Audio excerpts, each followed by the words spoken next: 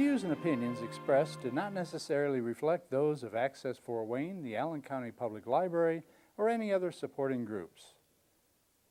If you'd like to produce a show, call us at 260-421-1250.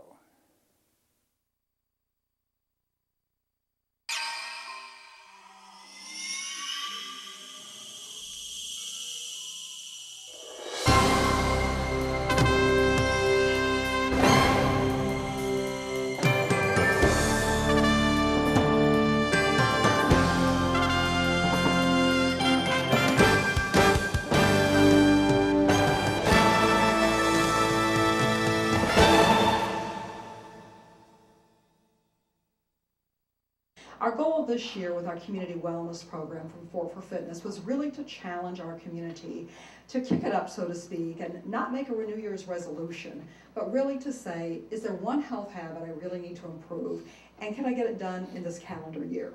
You know, it may be something like learning to manage your weight, it may be adding physical activity to your lifestyle, it may be any number of things, but we're really challenging our community to take that mantra and say, this is going to be 1 year. All of the tools for this program, it's a web-based program, are now on the Fort for Fitness website, which again I say www.fortforfitness. When you go there, you'll find a lot of great tools to get you started on your journey to a healthier lifestyle. Very first thing you'll find there in that toolkit is something called a health pledge. And this pledge basically says, this is a pledge to myself this year work on ways to improve my health. And we've really given you 5 different major topics because those are the ones that really impact our overall health the most. We have some goal setting sheets, we have health tip sheets, we have a motivational calendar, and probably one of the best pieces is a community resource guide that lists websites, local community agencies that can help you as you strive to change your lifestyle. And we also have tracking apps. If you have an iPhone and you want to track your mileage in terms of your fitness steps or calories or whatever, so there's just lots of great resources. So I encourage you all to go home, take a look at that website, see what kind of tools might be great to help you implement that healthy change that you're trying to succeed at. So tonight is our launch for the campaign. Tonight, I did mention that this one year, One Healthy Change program is predominantly a web-based program.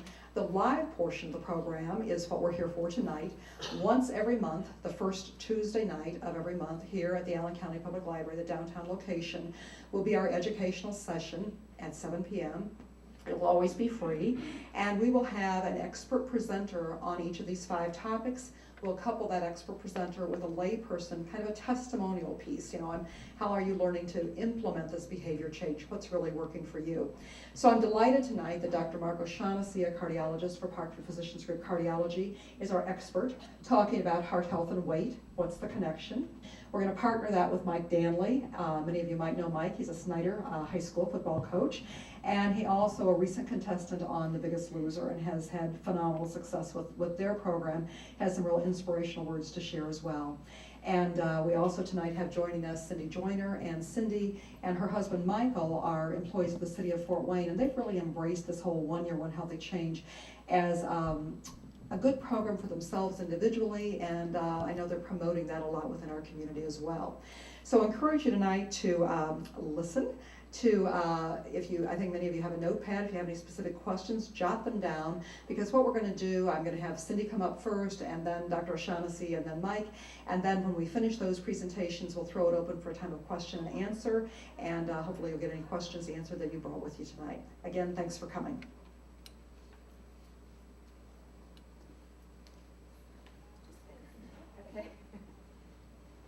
Thank you, Marcia. I think I'm going to try, as long as everybody can hear me fine without the mic. It kind of makes me nervous. No, I can't hear you. You can't hear me? Okay, never mind. I guess I have to use it. Thank you, Marcia. As Marcia said, I work for the city of Fort Wayne, and I really got started with this one healthy, one change for this healthy lifestyle by Fort for Fitness by signing up for that once a year goal and working towards that goal, usually about 6 weeks before, 8 weeks before that mini marathon came up. It really got you into this pattern of you ate better, you were out walking, you were maybe in the gym.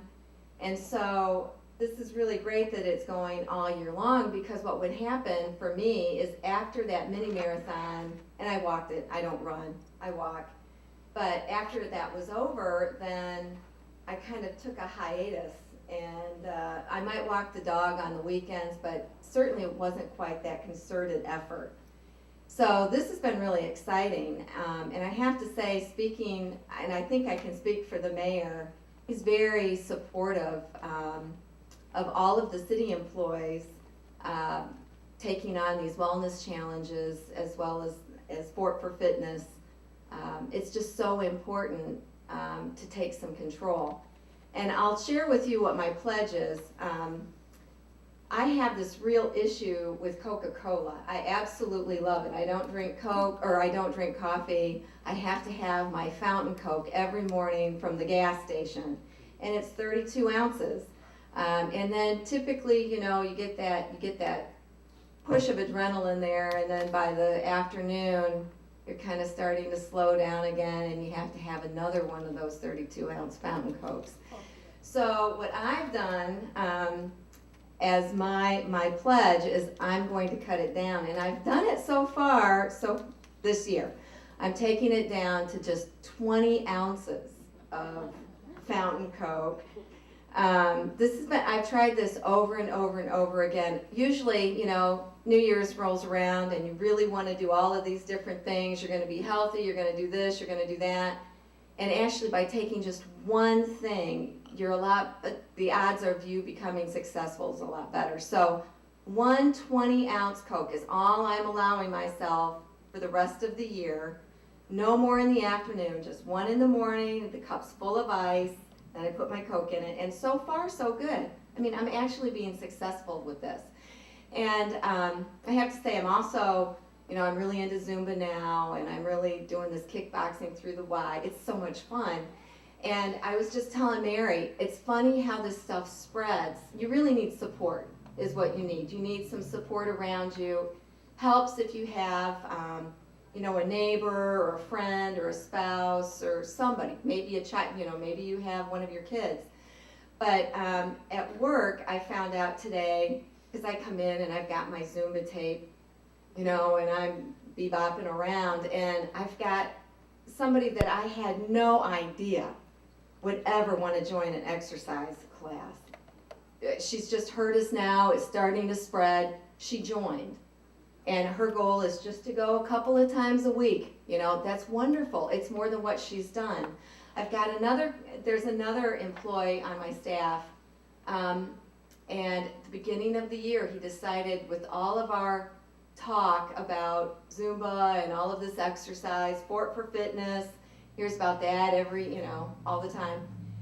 He's dropped 14 pounds since the beginning of January. I mean, this is excellent. It's spreading, and it's so positive. I mean, in this time where we've got a lot of economic issues, you hear a lot of negatives out there. It's really nice to have this. This is so positive. It's exciting, and it's really inspirational. So, good luck. Thank you. Thank you.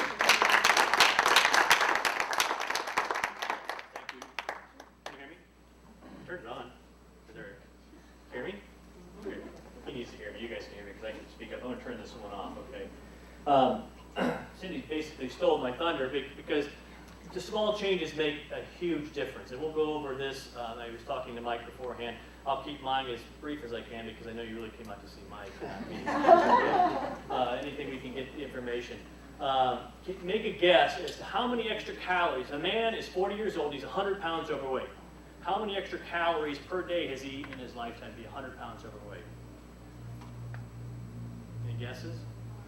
25. 25 extra calories a day over his lifetime of 40 years. He's 100 pounds overweight. That's an apple. Small changes over time make a huge difference. So we're going to talk a bit about heart disease and then kind of tie this all back together. Unfortunately, my draft didn't come in here, so you'll have to believe me that heart disease is the #1 cause of death in both men and women. Women believe that they're going to die of breast cancer. 50% of women will die of cardiovascular disease.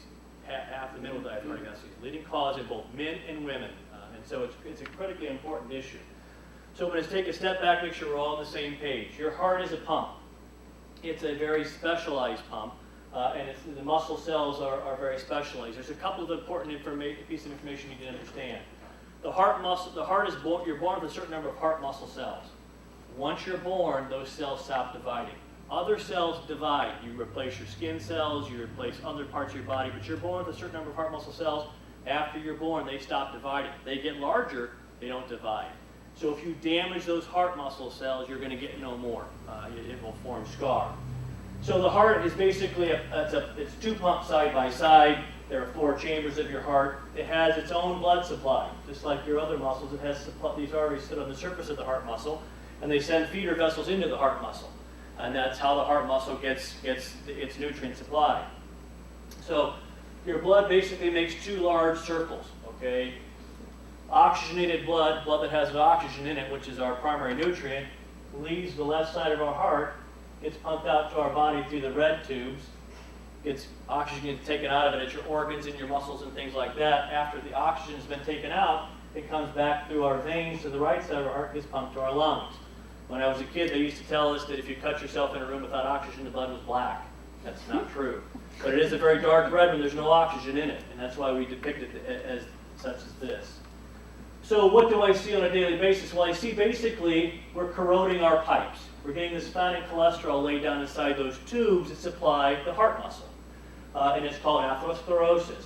And basically, we get your vessel's made of multiple different layers, but we get this cholesterol laid down inside the inner layer of the blood vessel, and eventually it begins to corrode the pipe and plug it up. And if you imagine if blood flow is going this way and I start to narrow this lumen here, I can't get the blood through that narrowing, and that's what causes restriction in blood flow. And then a heart attack is caused by a blood clot forming completely, so if the blood flow is going this way and I have a blood clot there, I can't get any blood to the muscle below. There's one other important thing about the heart is what's called an obligately aerobic organ. It has to have oxygen.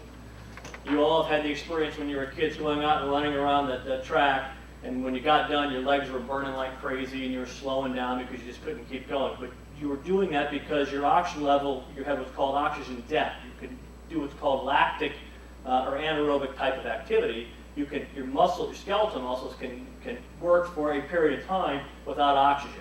You can't do it forever, but without oxygen, the heart can't do that. It doesn't have the machinery to do that. So if I block off the blood supply, I block off the oxygen, and the heart muscle cells begin to die immediately. So it's critically important that we get those vessels open. So if I have a narrowing in that blood vessel right there, the nutrient supply down here can't get to the muscle has to have oxygen, it begins to get damaged. Those muscle cells don't recover. Once you damage them, they will not recover. So it's critically important that we keep that from happening, and that would be the other part of my talk. Of course, it's not a good talk unless I show you the sexy kind of things, but this is what I don't want to have happen, okay? This is the way we fix these blockages. It's fairly archaic, is we actually pass a wire through that artery and blow up a balloon inside there.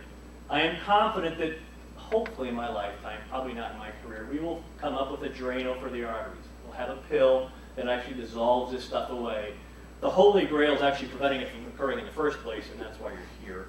But if it's there, we'll eventually have a pill we can dissolve it. Right now, we don't have that. And so I can tell you that in the next generation of students is going to look at us and they're going to wait a minute. You guys did what? You blew up balloons inside arteries and you smashed it open? Are you crazy? And you left springs behind? That's a stent that actually scaffolds the vessel open. Bypass surgery is, if I've got a narrowing in the vessel here, I take a vein out of your leg, I plug it into the aorta above that, swing it down below there, and so now the blood flow, instead of coming down this artery this way, comes down through the bypass crack. That's what's called bypass surgery. This is end-stage disease. You have end organ damage with this, and that's end-stage disease. I don't want to see that happen. So our goal is to prevent that from happening in the first place. So how did we get here? Well, basically, we got here with these standard risk factors, and Framingham's a small town outside of Boston, and they studied the people in Framingham for about 3 generations, 60 years we studied these people, and we studied what they did to themselves. And so now we know that there are risk factors for the development of cardiovascular disease, heart attack and stroke.